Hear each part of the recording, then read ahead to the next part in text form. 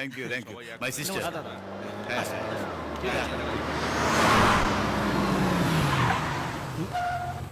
এক মিনিট, আপনি যান, আমি আসছি।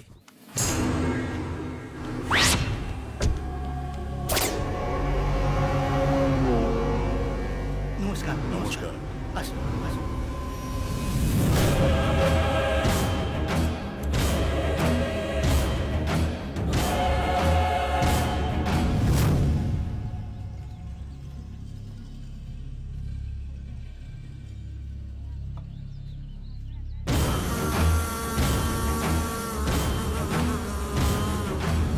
মেহবুব, হ্যাঁ বলদা, রাঘবের প্রতিটা লোকের উপর নজর রাখতে হবে।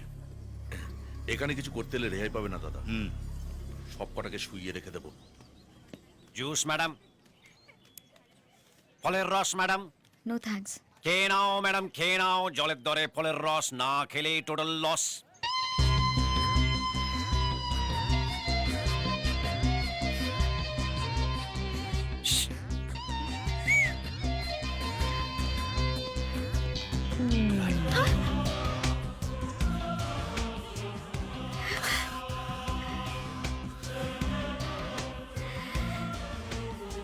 ভাবতে পারিনি আবার তোমার সঙ্গে দেখা হবে। এই এটা কোনো বোগ্গা পেট কাটা চৌরঙ্গি ঘুড়ি নয় যে আকাশে উঠছে, যে ইচ্ছা আসবে কেটে বেরিয়ে যাবে। ভালোবাসা ম্যাডাম, ভালোবাসা। নিজের ভালোবাসাকে কি করে আকাশে উড়িয়ে রাখতে হয় সেটাই আদি ভালো করে জানে।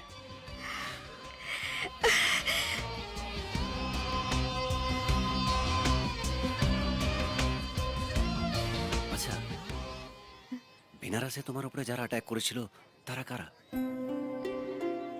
তুমি ইন্ডাস্ট্রিয়ালিস্ট রাঘব সিনহার নাম শুনেছো? হ্যাঁ, দেখলাম এখানে এসছে। উনি লোক পাঠিয়েছিলেন আমায় মারার জন্য। কেন? রাঘব সিনহার সঙ্গে আমাদের ফ্যামিলির অনেক দিনের শত্রুতা, কিন্তু রাঘব সিনহার বোন সুনন্দা ভালোবাসতো আমার দাদাকে। কিন্তু প্রেমটা শুধু একতরফা ছিল। দাদা অনেকবার না বলা সত্ত্বেও সুনন্দা একদিন তার দাদার সঙ্গে সোজা চলে এলো আমাদের বাড়িতে।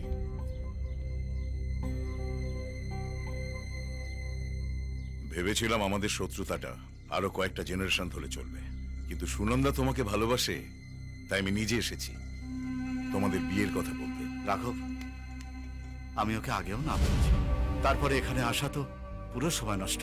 দিবাকর, চেয়েছিও না। বাচ্চারা আছে আমার কাছে, এরাই সব। আমার জীবনে আর কারোর জায়গা নেই। তোমাকে তো বুঝিয়েছি না, পাগলামি কেন বন্ধ করছো না তুমি? সুনন্দা, দিবাকর, আমি তোমায় দেখে নেব। রাঘব, রাঘব,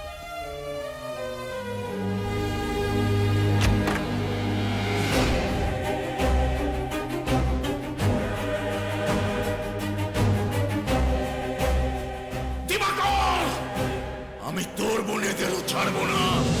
দাদা বিয়ে না করে আমাদের নিজের মেয়ের মতো আদরে মানুষ করেছে, কিন্তু দিদি একবারও না ভেবে বিয়ের দিন একটা ছেলের সঙ্গে পালিয়ে যায়। দিদির চেয়েও দাদার রাগ ওই ছেলেটার উপর, যার সঙ্গে দিদি পালিয়ে গেছিল।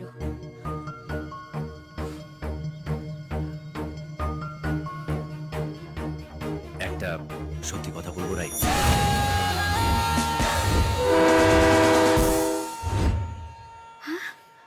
তুমি?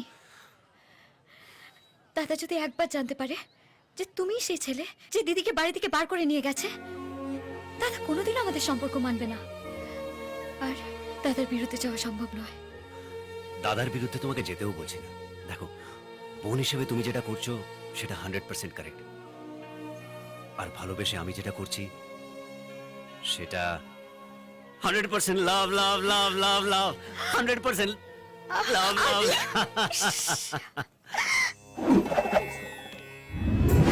বর্দা, বর্দা, ইনি হলেন ট্যাপ শাস্ত্রী। আপনার বড় বোনের বিয়ের সময় আমার ডাকেননি। অবশ্য ওই দিনটা বিয়ের জন্য ঠিক ছিল না, কারণ ওই দিন যাদের যাদের বিয়ে ছিল একটাও হয়নি। কোথাও ঝড়ে